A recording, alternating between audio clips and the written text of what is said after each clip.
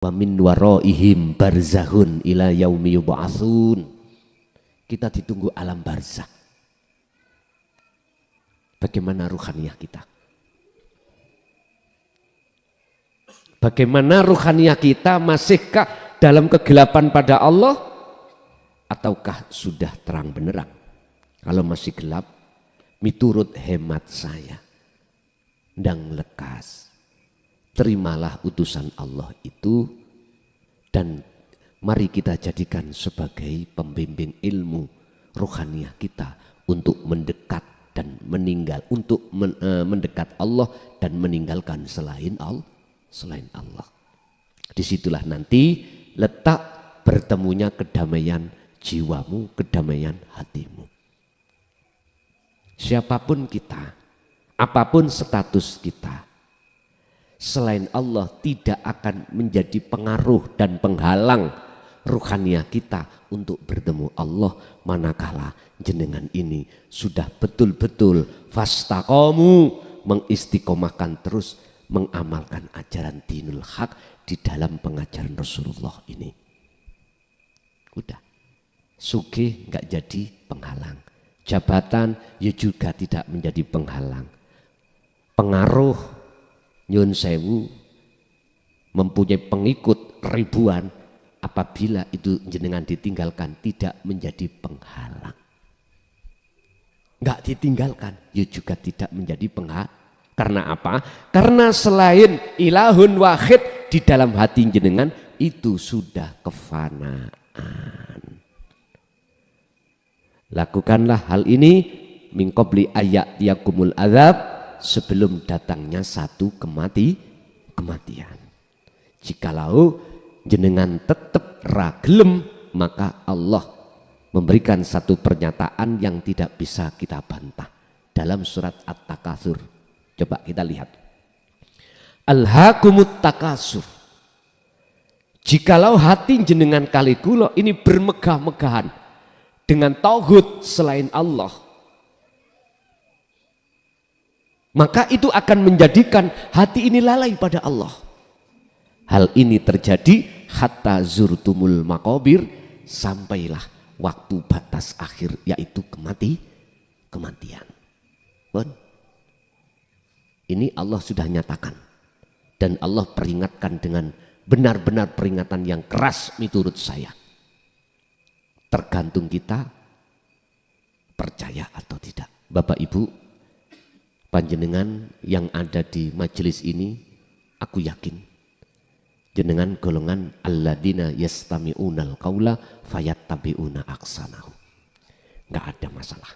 Cuman saya menguak surat Al-Baqarah ayat 232, 2257 ini untuk memperingatkan terhadap diri kita masing-masing.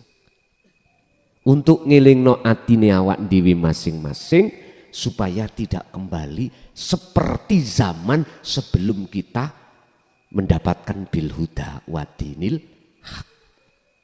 Ibaratnya wong Islam ben gak murtad. Satu. Nomor dua, ini sebagai peringatan bagi siapapun Anda yang mendengarkan yang tidak percaya. Makanya Allah katakan, ulaika ashabun narihum fiha khalidun. Monggo. Bapak Ibu hadirin jamaah rahimakumullah, kesimpulannya cahaya makrifat itu pasti disampaikan, dinyalakan oleh Allah hanya pada hamba yang dikehendaki. Siapa hamba yang dikehendaki? Itulah hamba yang sami'na wa atokna. Hamba yang ketika mendengarkan ajaran Allah lewat utusannya itu dan muncul satu keimanan lalu dia amalkan. Inilah yang kumaksud jenengan ini, proses-proses meninggalkan iman selain ilahun wahid untuk menuju iman ilahun wahid. Berarti jenengan harus masuk di alam kefanaan untuk memfanakan tauhid. Setelah itu nyatalah wujudnya Allah dalam diri Anda. Itulah yang disebut bertemu datang Gusti Allah. Oke Bapak Ibu, kita masuk pada sesi tanya jawab atau dialog atau sesepuh yang ingin menambahkan keterangan dalam materi tersebut. Monggo. kula aturi.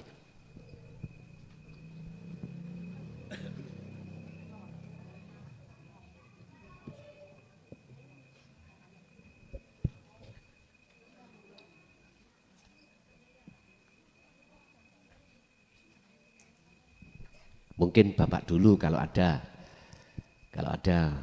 Kalau belum ada mungkin Ibu yang sudah siap barangkali. Gitu. Penak tengeten iki to, mboten nyulang-nyuling to. Nggih, penak. Nggih nyaman sampean yo isis.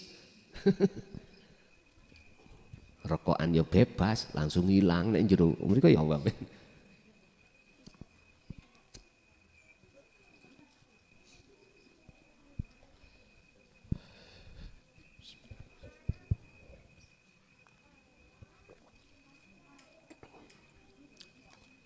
Nggih, wonten Ibu. Biasa Ibu niku semuangat.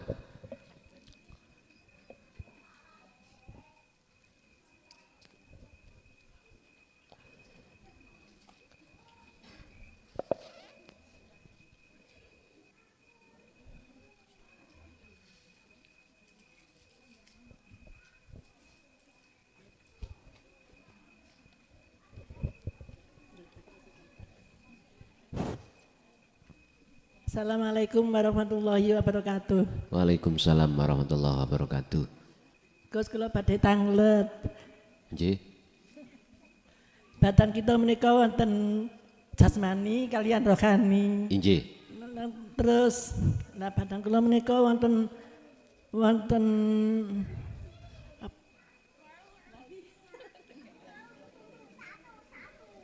nyawa, lebete nyawa wonten rasa.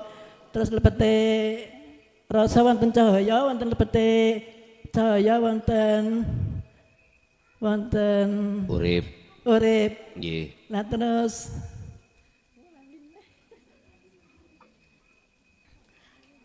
dawe ya ini kok lek ni rohani niku ketane ngaos tauhid, rohani niku kedah kepanggih urip. Kelanjutanipun dos pundi kula nyuwun penjelasan. Assalamualaikum warahmatullahi wabarakatuh. Waalaikumsalam warahmatullahi wabarakatuh. Jenengan buka surat Al-Ahzab ayat 4142 tadi. Dulu jenengan belum dikenalkan Allah terhadap kula. Jenengan kan dikenalkan terhadap beliaunya. Mbah Yai, gitu? Mbah Yai sinten? Thayyib. Sampai gak usah khawatir. Walaupun kula mengke bongko, ngerti bongko nggih? Mesti Gusti Allah ngutus utusan yang lain. Tongkat estafet dinu tauhid itu pasti Allah sambungkan. Siapapun nanti Allah yang menghendaki, tidak harus duriyah saya, enggak. Tidak harus nasab, enggak. Ini mohon maaf, jangan dangkal kita. Kalau itu harus nasab, terus pundi anaknya Nabi Nuh, namanya Kan'an, nasab.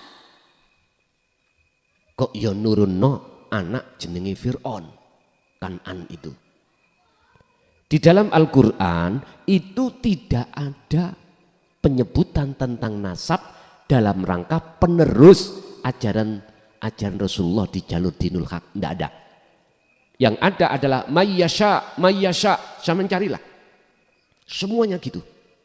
Hamba yang dikehendaki.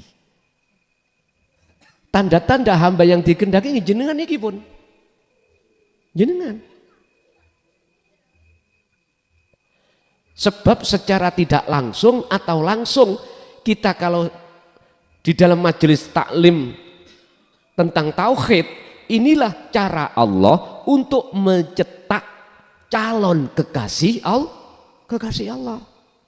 Dulu jenengan gak duwe pikiran kalau Allah akan mengenalkan terhadap saya, ngerti enggak? Sebelum jenengan ditinggal Mbah Yai. Dalam benak sampean pada waktu itu dulu mesti mengatakan Mbah Yai ojo sedo dhisik. Lah ngoten nggih? bimbing kula, lah ngoten nggih. Karena kita merasa masih belum sampai pada Allah. Tapi Gusti Allah jawab, ojo khawatir, hei kekasihku, ojo khawatir. Tongkat estafet itu nanti ada yang meneruskan.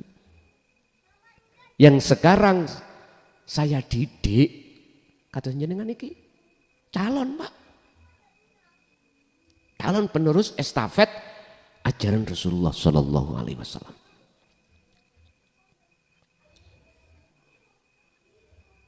Urusan mati kuis mesti. Kapan itu terjadi? Wis urusannya Allah. Bagi saya nggak usah saya pikiri. Bagi saya hanya memikir wa ma arsalnaka illa mubasyiran wa nadhiran. Saya cuman memberikan kabar baik datang jenengan. Lewat ilmu-ilmu yang harus kusampaikan. Wa nadhiran. Dan saya memperingatkan terhadap mereka yang tidak percaya. Udah itu aja. Tugasku nggak ada yang lain. Urusan mati ku sing tak enteni. Pak, enak di pensiun sampai mboten? Bebas pundi? Umpama jenengan TNI, Polri atau PNS. Soro pundi pensiun sampai dereng pensiun? Ya soro dereng pensiun toh? Nek wis pensiun bebas Pak jenengan kali kula. Wis gak terikat terhadap aturan-aturan di instansi masing-masing, ndak. Pingin ngalor sak wayah-wayah yo tidak ada yang menghalangi. Iku kalau sudah asli wong pensiun iku enak. Sampeyan tinggal ning kuburan, wonten sing mulih. Saking enake ana kuno. Husnudzon mawon kula, saking enake dhek gak gelem mulih. Pun berkenaan dengan pertanyaan jenengan sudah dibekali beliaunya. Kula niki kari enake, Pak. Kari terus sakit tok. Ora melok mbabah. Kari terus sakit tok wis tah jan kula niki penake sorone tiba Mbah Yai. Kula kari penake tok. Terus sakit. Ketika jenengan sudah dibekali Mbah Yai cuman satu. Jawabannya surat Al-Ahzab ayat 41-42 tadi. Udzkurullaha dzikron. Ingatlah jenengan terhadap Allah dengan hakikate ingat. Sebenar-benarnya ingat. Bahasanya dzikir di situ. Dzikir ki basa Quran, Pak. Cari Gus Dur ngene ya. Bahasa ana itu tidak seharusnya jenengan wajib kita lakukan terus meninggalkan ingsun. Ana kan ingsun ya. Nek kamu berarti antum. Gitu? Kan kebanyakan anak ini lah ngoten nggih. Antum lah. Budaya kita orang Jawa. Gitu? Aku utawa ingsun ya wis kuwi ae. Tidak seharusnya diubah budaya ingsun diganti harus anak. Jangan. Monggo silakan, tapi budaya ini jangan kau hilangkan. Kalau petunjuk ilmunya kita serap, kalau budaya tetap orang Jawa ya Jawa. Sing ikut-ikutan. Kalau tidak anak antum akhi gak sah. Karena tidak Quran.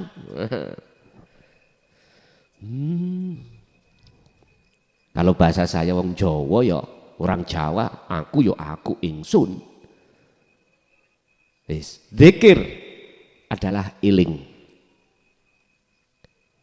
Apa kita berzikir sesuai dengan apa yang ada di dalam hukum syariat la ilaha illallah, la ilaha illallah atau Allah Allah dalam hati. Yang dimaksud dzikron teng mriki. Bukan, Pak. Tolong jenengan pahami eling secara istilah bukan zikir secara lugot. Apa secara istilah eling? Hati jenengan ini sadar, eling apa yang muncul dan timbul perilaku dalam semua makhluk itu sumbernya dari Allah. Dasare Allahu khalaqakum wa ma ta'malun. Quran hadise la haula wala quwata illa billah. Ya niku. Makhluk semuanya sifatnya itu tidak punya daya upaya untuk bisa melakukan apapun. Kekuatan apapun tidak bisa, Pak. Kita makhluk nggak bisa. Lah, ananya bisa, adanya bisa, illa billah, sumber dari Allah. Inilah yang kumaksud zikron, dengan sejatine dzikir kathiron kang akeh. Artinya Bu, jenengan iki setiap saat dan waktu, bahkan kalau bisa setiap nafas, gunakanlah nafas itu kanggo eling menyang Gusti Allah. Jadikanlah hati nafas, setiap nafas itu mengingat, sadar kalau yang mengeluarkan dan memasukkan nafas iku sejatining Gusti Allah. Siapa Gusti Allah? Itulah ilahun wahid, Tuhan yang esa. Wong Jawa pawenak urip bayu. Lah urip iku manggone di mana-mana dan tidak kemana-mana. Kalau miturut surat Al-Baqarah ayat 115 ning ngajeng jenengan iki wujude wajahe Gusti. Kalau miturut surat Al-Hadid ayat 3 ning jaba la ning jero. Ning awal nan ning akhir setiap persoalan apapun. Cewedek nggih? Cewedek. Bagi siapa? Allah dekat. Bagi jenengan yang sudah memegang zikir sejatine zikir, yaitu sirul asar niki menuju fana'ud dzikri. Niki Bu, jenengan terusake, tinggal jenengan niki fal ya'mal amalan sholihan. Lakukanlah zikir itu yang tidak memandang waktu dan tempat atau kondisi apapun. Niku Bu. Nggih, lanjut.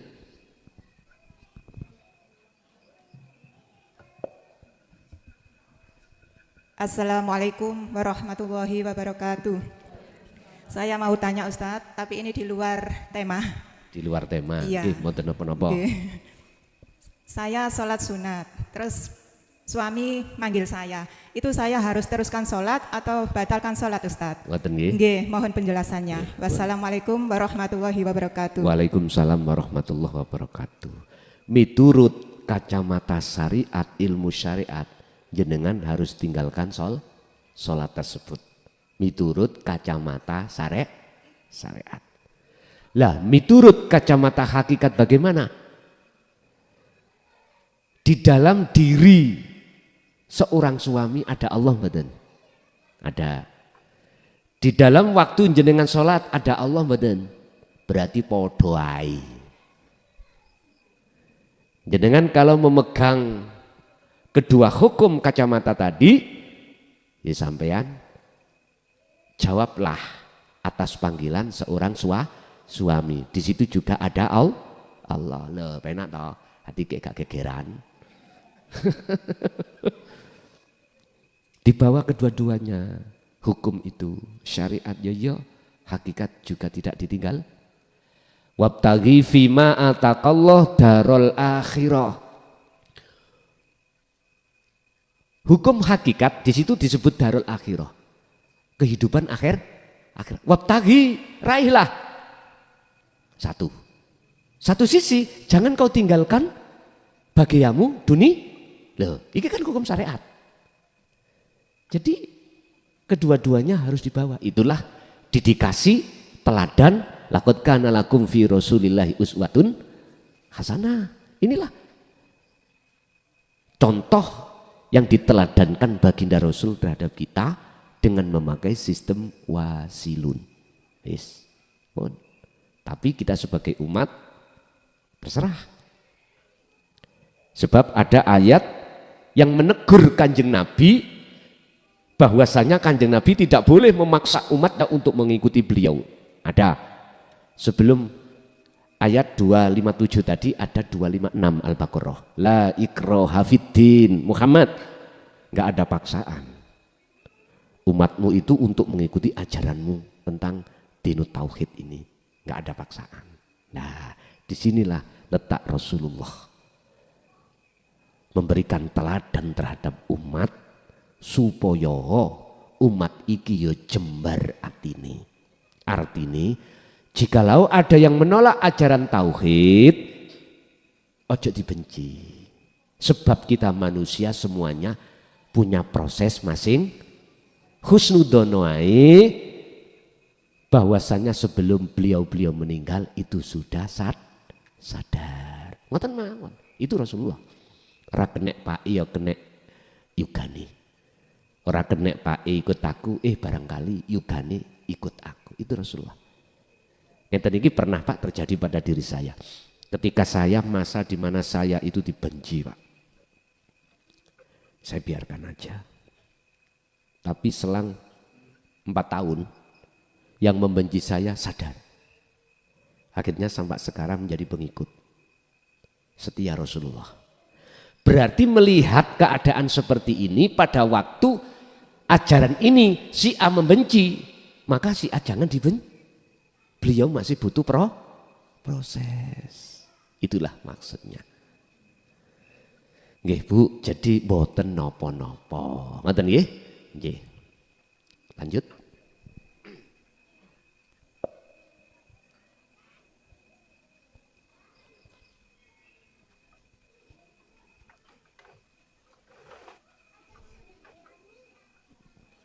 Sampun.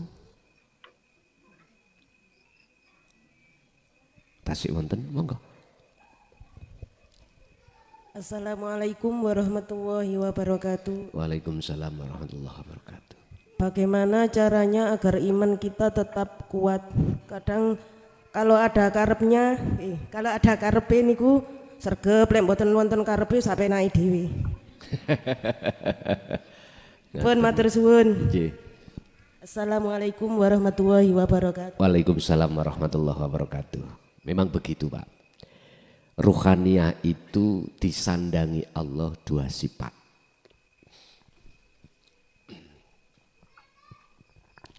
Ruhaniyah ini Allah sandangi, Allah iringi, Allah kasih 2 sifat. Pertama disebut sebagai sifat basariyah. Yang kedua, Allah sandangi ruhaniyah kita, ruh itu dengan sifat basiroh.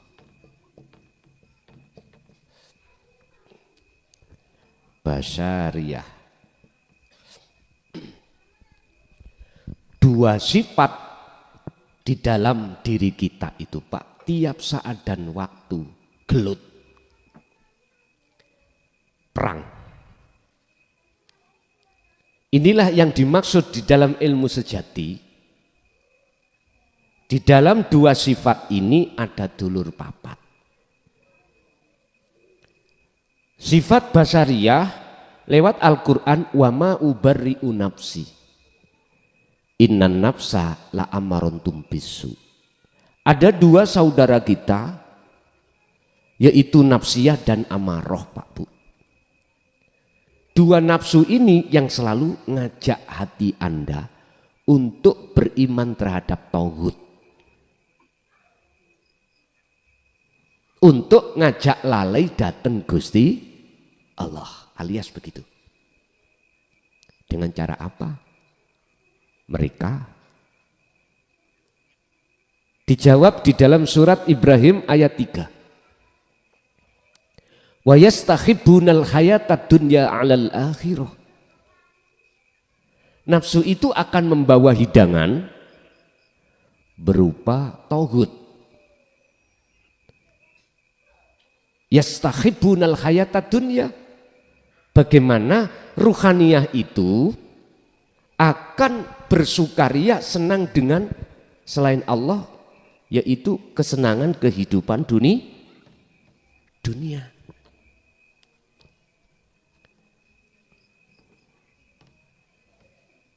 nafsiyah, dan amarah. Jikalau ruhaniyah itu sudah keseret di dalam jebakan nafsu, yang nafsu itu ngajak lali nang Allah, otomatis hati jenengan kali kula niki bergantung dengan kesenangan dunia. Lah, kesenangan dunia itu ada dua, materi dan non materi. Yang materi, wa zuyyina linnasi hubbus syahawah, pertama minan nisa, bagi seorang suami adalah istri, bagi seorang istri adalah suami. Yang kedua wal banin, anak, iki materi. Yang ketiga konatiril mukontoroh, dunyo brono. Kita akan suka terhadap yang non materi, yang materi. Terus yang non materi, mohon maaf, kehormatan. Kita dihormati masyarakat, berbagai macam sebabnya.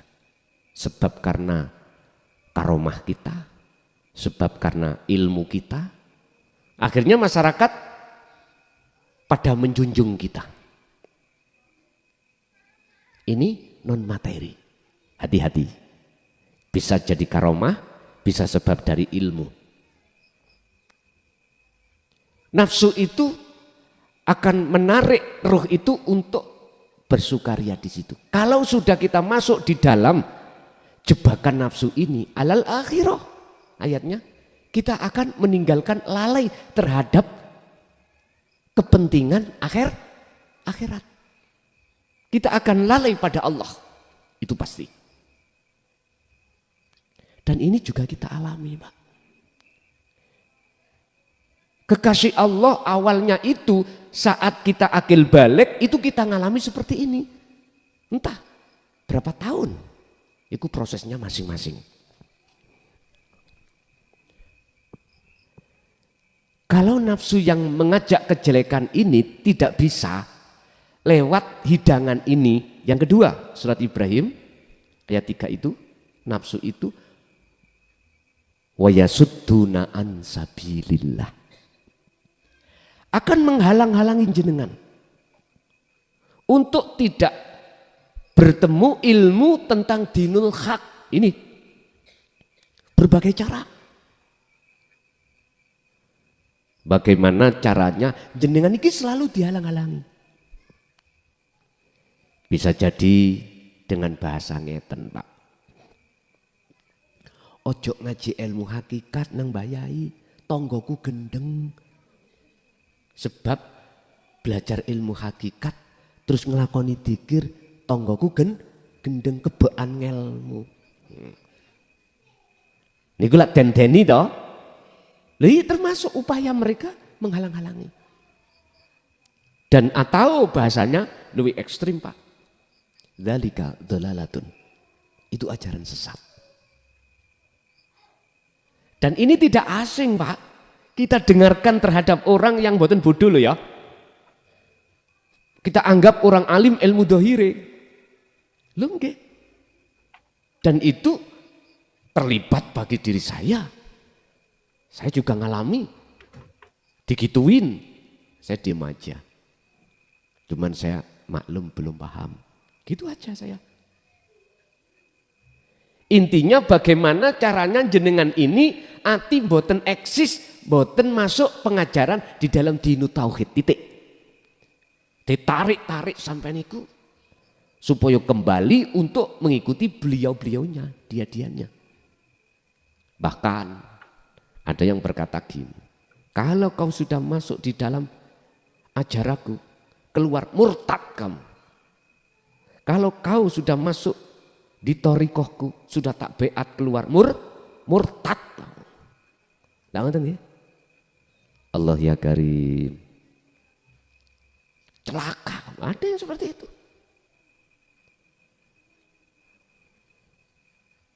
Itu bentuk wa yastakhibunal hayatatu.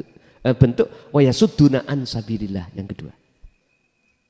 Ingat, Inti ajan Rasulullah itu adalah rahmatan lil alamin. Itu intinya. Anda hati jenengan akan jadi rahmat lil alamin. Gak gampang jenengan ini memurtadkan orang, mencelakak, ngomong cilok kamu. Gak gampang seperti itu. Manakala hati jenengan berbudi luhur, berakhlak ilahiyah. Untuk menjadi hati berbudi luhur, jenengan harus sampai bertemu ilahun wahid baru. Lewat ini gak bisa nafsu. Yang ketiga Pak, wa yabghunaha iwaja.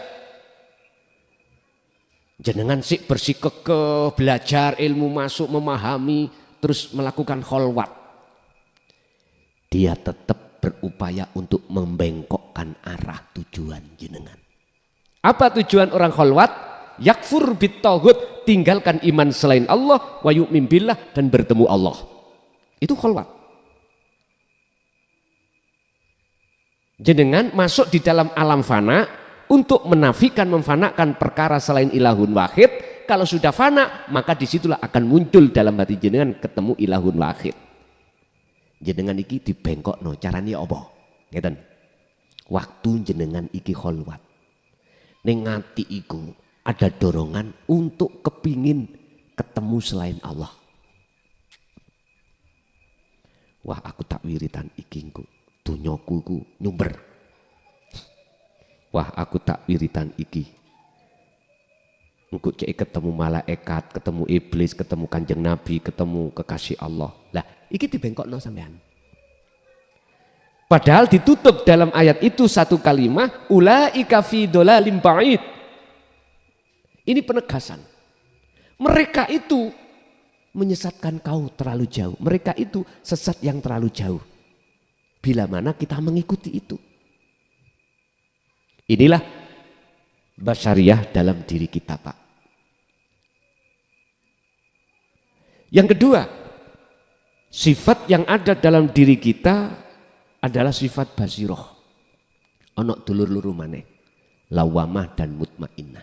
Nek basa Jawa itu bukan nafsiyah, amarah, lawah, mutmainnah. Ndak. Niku lho sing unen-unene ari-ari kalau ya apa niku?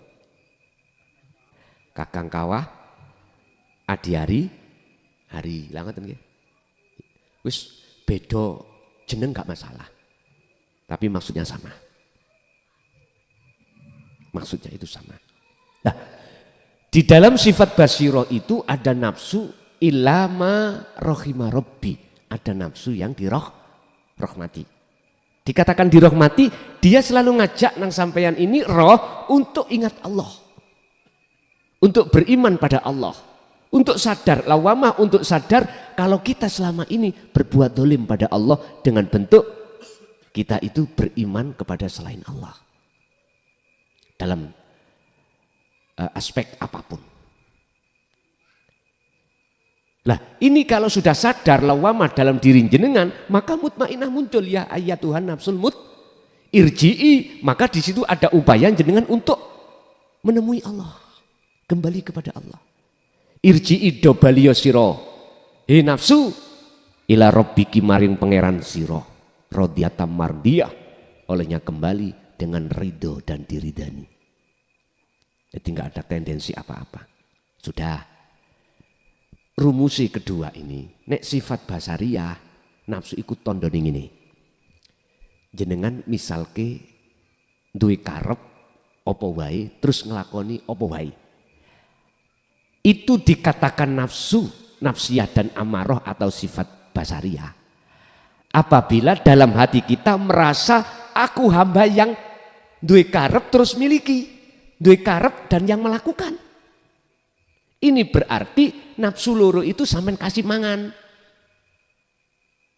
Akhirnya setiap saat opo wae atine iman sing nglakoni iku makhluk. Untung saya ditolong bebek. Kok gak ditolong bebek sepedaku dijabel oleh dealer. Bebek lah makhluk toh. Loh. Iki nafsu oleh bagian basariah ini. Oleh daharan. Mangan. Lah sementara basariah gak oleh belas. Kurun apa lemu basariah? Basiro. Guru. Tiap saat dan waktu yang kita kasih makan, sifat basariah itu selalu dahar, lemu, kuat, fitness apalagi Pak, ketot. Lah basirah, guru kayak datuk. Ngate gaya-gaya dijerongkok netok ya tiba. Makanya jangan heran jenengan waktu sholat eling sak liyane Gusti Allah karena basirah kita itu dadi datuk. Kalah terus. Wis. Sekarang diubah. Basariah jangan dikasih makan. Yang dikasih makan adalah basirah. Lewat ajaran dinut tauhid inilah nantinya prosesnya sampai itu akan selalu memberi makan illa ma rohima rabbi terhadap nafsu yang dirahmati, yaitu sifat basariah. Bentuk ya napa ngeten. Segala karep sing ana ati jenengan. Terus karep ikut dilakoni. Ati sampean wis lepas rasa keakuan diri yang melaku, wis fana. Akhirnya muncul keakuan urip dalam diri jenengan yang melakukan. Keakuan urip di luar diri jenengan yang melakukan. Berarti BBE fana, muncul uripi sinulung wau. Iki berarti basirah lemu getot Pak. Makanya Allah katakan dikron kasiron. Berzikirlah, ingatlah kau sebanyak-banyaknya. Cara bahasa kasare, pakanono basirah iku saakeh-akeh terus no. Inilah yang akan menjadikan hati jenengan iku yang namanya kaslan, aras-arasen iku hilang. Sifat-sifat tercela, hasud, riya, takabur, iri, apapun hilang. Ini caranya Bu. Jadi jenengan ben gak ras-arasan. Pakanilah terus, kasihlah makan terus sifat basirah. Carane muncul no rasa sing muncul dalam hati jenengan akunya urip. Yang berkehendak, yang punya keinginan, yang melaksanakan keinginan semuanya. Dan atau jadilah kau seperti patung. Kembalilah kau pada kodratnya makhluk. Kodratnya makhluk tidak bisa apa-apa dan tidak berhak miliki apa-apa. Udah gitu. Oke, lanjut. Monggo Bapak I.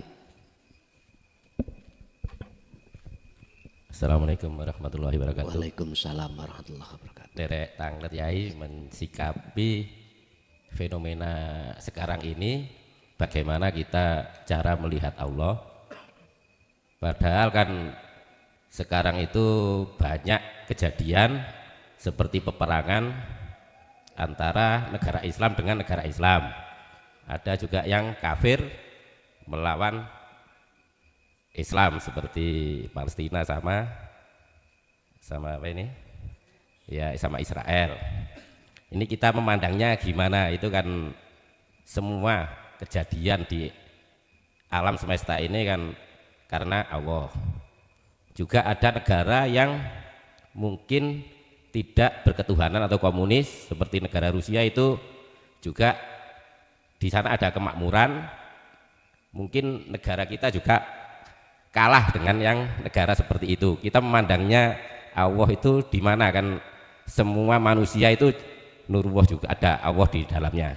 Kita mensikapi dengan kejadian dunia seperti ini sebaiknya kita memandang Allahnya di mana? Terima kasih.